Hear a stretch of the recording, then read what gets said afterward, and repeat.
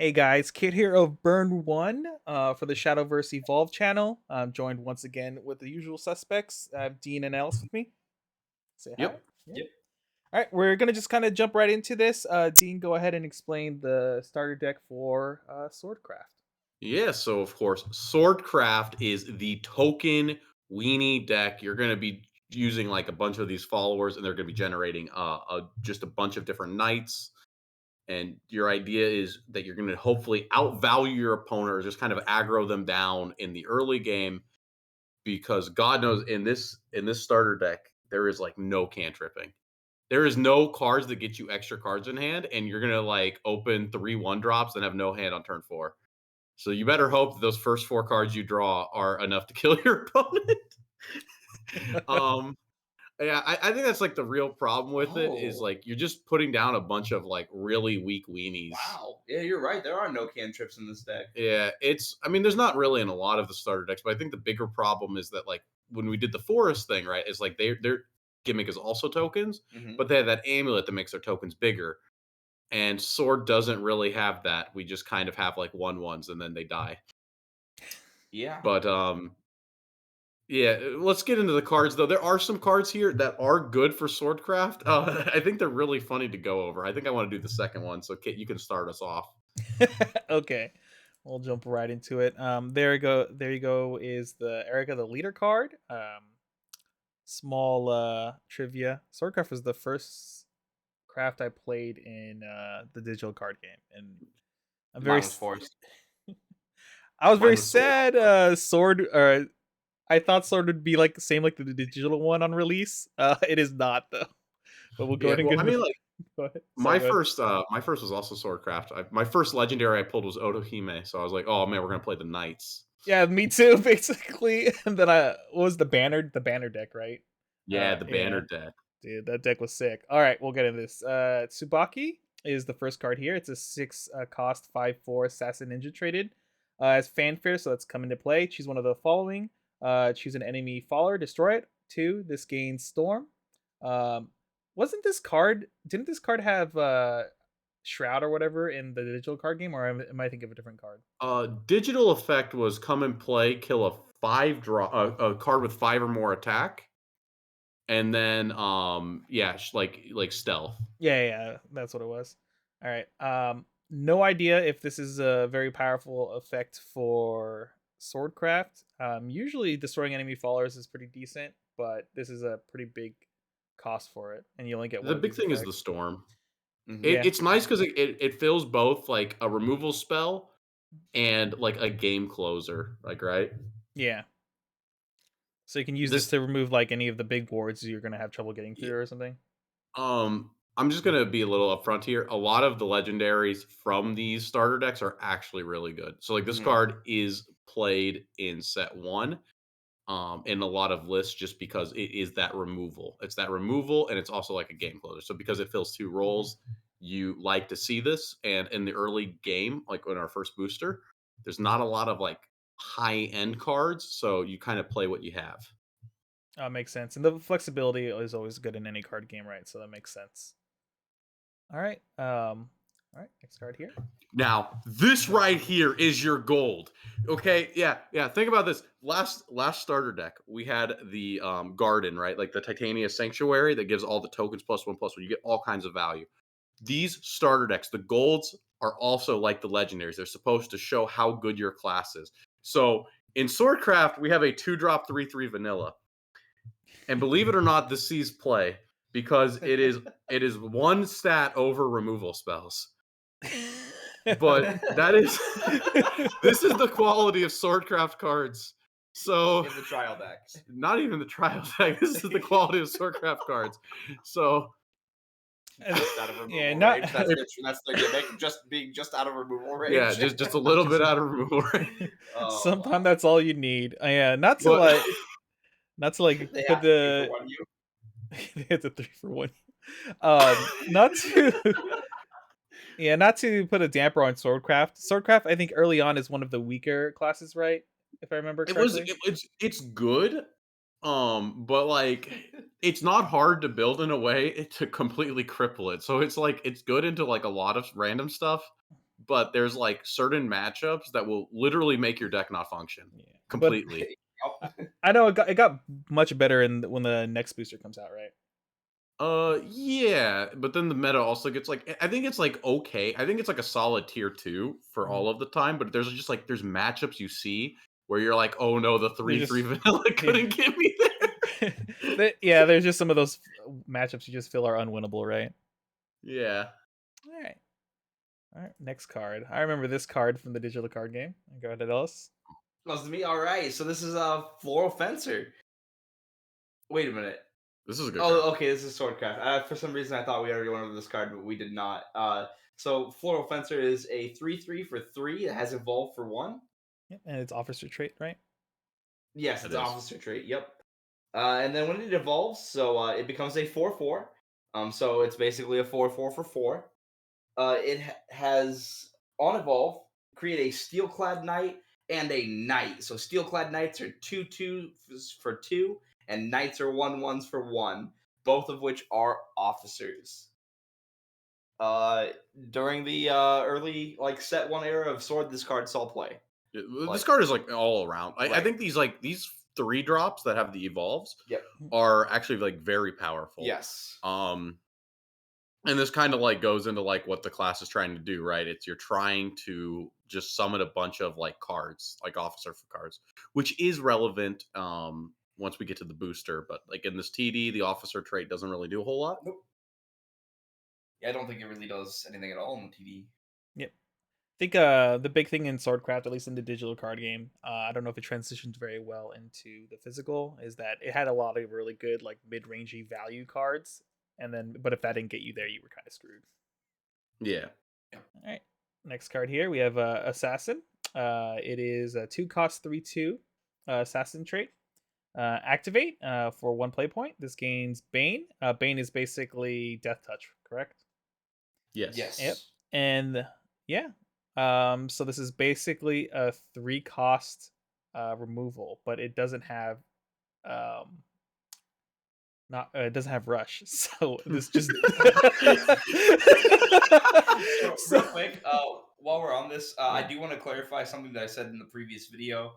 In our forest video, there was a card that had activate that was pay 1, tap that card. This activate does not mean you tap your card. I might have said it did. Activate is just pay the cost. yeah. Yeah. So this card would probably be really good if it had rush, but it doesn't. So I assume it's not that Yeah. great. It is No, unbelievably bad. Very bad. And it seems very off trait too. I'm sure there's no cards that are like give assassins rush or something, unless we run into that. No. You kind of just like put this on the board. You're like, please don't hit this with removal. Maybe on turn 3 I'll kill your You card. can play it in set 2 with the amulet that gives all followers Swordcraft followers rush. Still not good. Yeah, I know. I'm just saying like thing. Alright. But no, yeah, it's bad. Next card. White General. This guy was always cool. 4-drop 5/3, and he has rush, so he can trade with board. And when he strike, that's when you attack a card or face, I think. I think strike's just when you attack. Yeah, when you attack, you can choose one of your followers and give it +2/+0. It seems pretty solid because this is essentially what 7/3 stat line. Yeah, effectively. Removal. But Not exactly. it's nice that like if on turn 3 you evolve the Floral Fencer and you get all those tokens if one lives, that translates into 2 extra damage while also being able to possibly kill a ward. Right. Yeah. And also he does say another one of your followers, not just one of your followers, because if he said one of your followers, he can give it to himself. But he Yeah, that's cannot. right. Yeah. All right. Next I card think he's here. okay.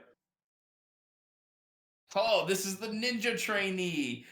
He's Goblin without evolve. He's a 1-drop 2/2, and that's it. Sick He vanilla goes well line. with your vanillas. He is an officer, if that matters. Did List early on run like in Swordcraft just run like 3 Goblin, 3 Ninja trainee? They ran like 12 Yeah. 1-drops and ran out of hand on turn 3. Yes. All right. Dang. It feels like the early days with struggles. I will say, if you're looking for cards to cut and you've got this guy and you've got Goblin, you might keep this guy if you're looking for that officer trait. But Goblin evolves. Goblin can just randomly deal an extra 2 damage. Right. All right, we got a veteran lancer next. It's a follower. It costs 2, and it's a 2/3 officer trait, and it has Ross's favorite ward. card. My favorite card. No. Yeah, when we started playing, it was funny. He got really Ellis got really upset at how like awful this card is. Right, like on the surface, you're like, oh, a 2-drop with 3 toughness and ward. That's great. But no, it's not. It dies to everything. It doesn't do a lot for the deck. No, it's too slow. it's a turn 2 drop. It's too slow. This card does not let you turtle. It doesn't do a lot is the bigger problem. Yeah, it just seems like a very mediocre ward at best. Yep. All right. We have the Fencer. Wait, she is a 3-drop 3/3 commander. We've got one of the commander cards and a noble, and has fanfare give another card +1/+1. Yeah. So this card's actually like decentish. It's like anything that like buffs another card. It allows you to like kind of combo off for extra damage, which is what you're trying to do with this class. And she's got that commander trait, which will be relevant later on, I believe. I don't remember. I don't remember either, but I think it's commanders and officers. That is the entire class. Yeah. Yes. All right. On to Oathless Knight. I guess I'll do this one. It's a 2-cost 1/1 officer. It has evolve for 1 and fanfare. Put a knight into the field. The knight being a 1/1, 1 cost. And then the evolve form, it has direct attack, and it's a 3/1. Yeah. Seems pretty solid. Yeah, this card's decent. The direct attack side you probably will not play, but the other side is pretty solid. It's just like removal for like a card because your opponent, like a lot of this game is like you just kind of put down a thing and then just tell your opponent, I'm going to attack you next turn. Right. And then this is able to kill it. Right. Yeah, I guess that's true. It's better than the card that gains Bane. Definitely. Definitely, yeah. Low bar. All right. Next, we got our boy Quick Blader. Quick Blader. Ooh, this is a 1/1 for 1 with Storm. It's got haste. It is every goblin in Magic that you play on turn 1. It also has evolve for 3. And then on its evolve side, we've got a 3/3 with Storm. So on turn 2, this guy's a 3/3 swinging. On turn 1, he's a 1/1 swinging. This card's great. Turn 4, you mean? Oh, he's evolved for 3. My brain told me it was 2 for 1. I was like, wait, hold on. Yeah, so turn 4, if you've just got this guy, you've got a 3/3 with haste. A lot of decks will play this as like a one of because just for the evolve and because you can tutor it. If you're a madman like me, he's a 3 of, but don't do that. You can like sometimes you could go down to 0 hand really fast by just opening 3 of it. Yes, you can. All right, we have a Forge weapon right here. Go ahead, Dean. Yeah, so this is a 2 mana spell, and it's quick, so you can use it when your opponent attacks, and you give a card +1/+1, and you draw. It's so bad because +1/+1 is so little, but sometimes it could just destroy your opponent. Guys, we lied. There's a cantrip in here. It lets you draw a card. Busted. It's behind one of the most mediocre buffs. Wait, in this game, I forget. Is there like a during the combat step? Can I use this to as a combat trick to do extra damage? When they attack. Only when they attack. Oh, okay. Or it's their turn. But they go like attack your guy, and you go aha. Yeah. So they attack your veteran lancer, and you've got 2 mana up. It's got 4 toughness and 3 power now.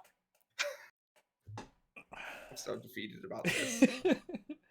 I mean, your vanilla is 4/4. Your vanilla is a 4/4. I assume you destroy someone's day if the +1 health actually causes the creature to live. If they try to use a spell. Sometimes, yes. All right. Does this even see play at any? No. Right. Okay. Oh, something important to note. So, attack order and stuff. So, like, you could attack and then play cards and then attack with something else. There's no dedicated combat phase or main phase.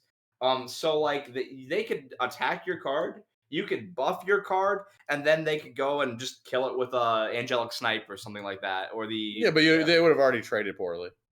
You would have that's forced the card true. out of hand. So That's like, true. Yeah. Unless they were attacking with something that was bigger than your card, like more toughness than your card's power. But like, yeah, it doesn't always protect your card. All right. Next card here. We have Onslaught, Swordcraft spell for 3. Choose an enemy follower, deal 5 damage to it. Put a knight into your EX area. Seems like solid removal, but it also seems like not benefit. Like doesn't really help your game plan from what it sounds like for Swordcraft early on. You ready for the big problem? Oh, It there's no doesn't have quick. quick. Yeah. Yeah. no, this card was actually played for a while because Sword doesn't have a lot of removal, Right. and this is 5 damage, right? That's a Right. lot of damage. You're able to actually clear some pretty well, big things, right? So Yeah, that is a lot of damage. Well, what's funny is I think like 5 is actually under like quite a few thresholds. 6 is like a magic number for quite a few cards, but 5 is like, think about the forest deck, right? That's the fairy princess. Yep. That they commit 6 mana to, and you're able to clear it for 3. Right. does this card still see play after set 2, or do you guys know? Well, Sword doesn't see play. No, don't hurt the Swordcraft players like that. All right. Dude, I wish. Sword the does have a play. deck that's funny. Like the deck's got some good tech. Sword and in set it will 2 blow you out. Sword in set 2 is a lot more mid-rangey and doesn't need this. Right. But in set 1, it's like a not bad removal option. All right.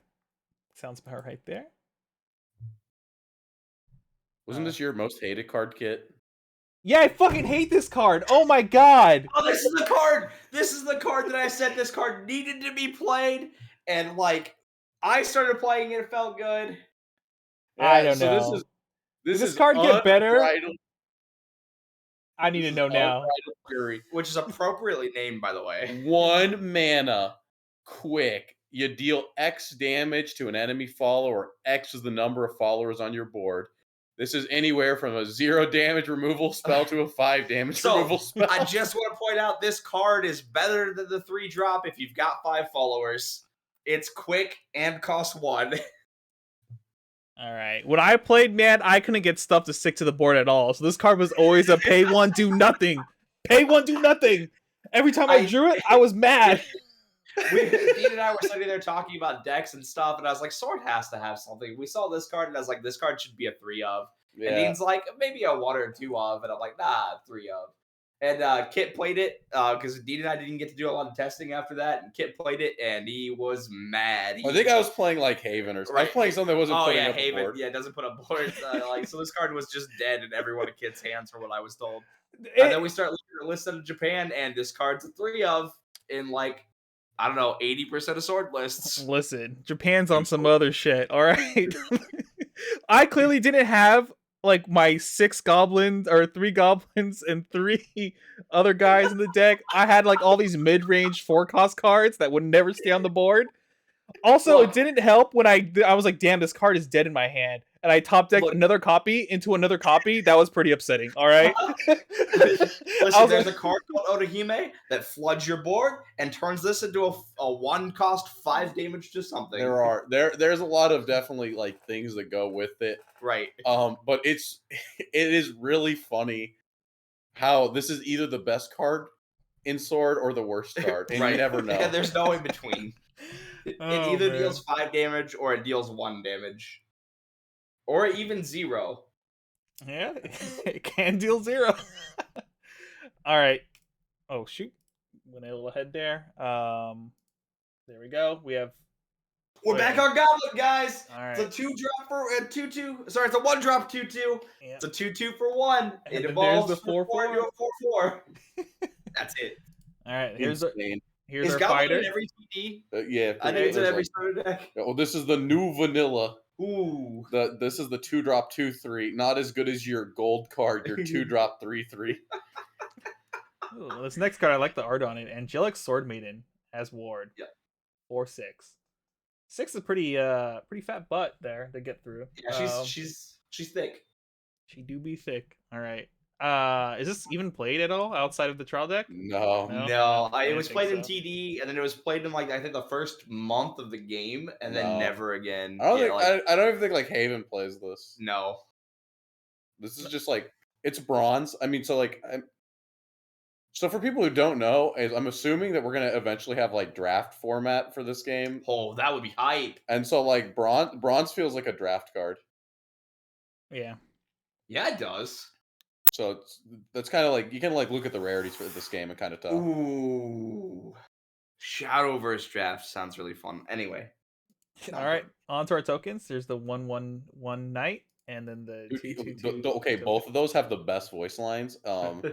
It's on my honor as a knight, and then the other guy goes, "My loyalty is ironclad." Dean knows every voice line for this game, by the way.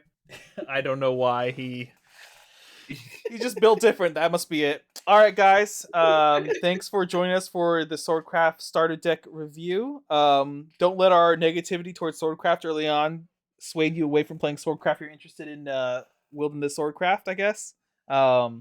Personally, I like Swordcraft a lot, so I hope it gets even better as more sets Love come the out. thematics. It is a very good theme. And you know, I will say the English meta and the JP meta might vary, like just because of play styles between the two different groups. Like English players are very slam cards attack face, and that might not be the case over there with Japanese players. So Literally sword aggro for the sword first two could find a formats. home.